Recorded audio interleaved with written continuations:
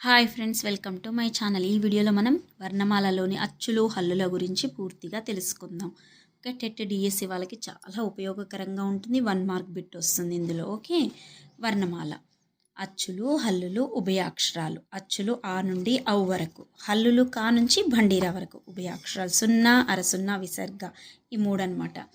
Next ఇప్పుడు మనం అచ్చుల్లోకి వెళ్తే కనుక అచ్చులు హ్రస్వాలు, దీర్ఘములు, వక్రములు, వక్రతమములు అని 4 రకాలన్నమాట. హ్రస్వములు పొల్లు అక్షరాలు అనమాట, అంటే ఏకమాత్ర కాలంలో ఉచ్చరిస్తాం, అంటే పలుకుతాం అనమాట. అ, ఇ, ఉ, రు, ఏ, ఓ, లు. దీర్ఘములు ఇవి ద్విమాత్ర కాలంలో పలుకుతాం. ఆ, ఈ, ఊ, రు, ఏ, ఓ, లు. ఈ లూలు ఎక్కువగా వాడుకలో లేవన్నమాట.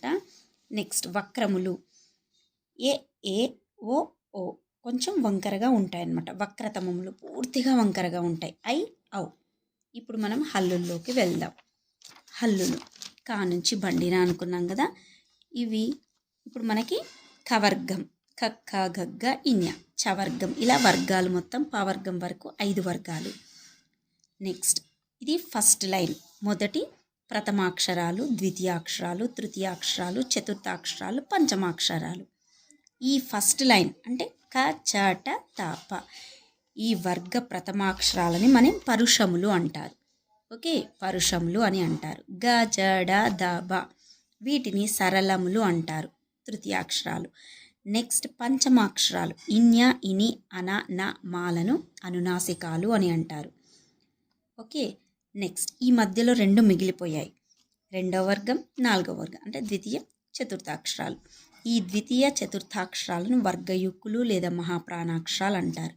ఏంటంటే ఈ 10 ఖ, చ, ఠ, థ, ప. నెక్స్ట్ గ, జ, డ, ధ, భ.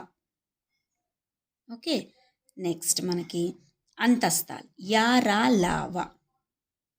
ఊష్మాలు శేష, సాహ.